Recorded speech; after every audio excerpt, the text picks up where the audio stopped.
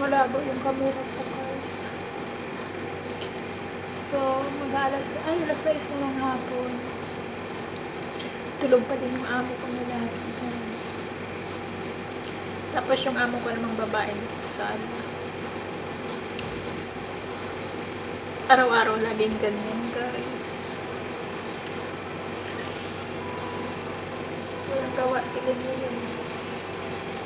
Nagkakape ako yung kape ko. Naghapon na nakakaupo. Tambay sa kitchen. Diba?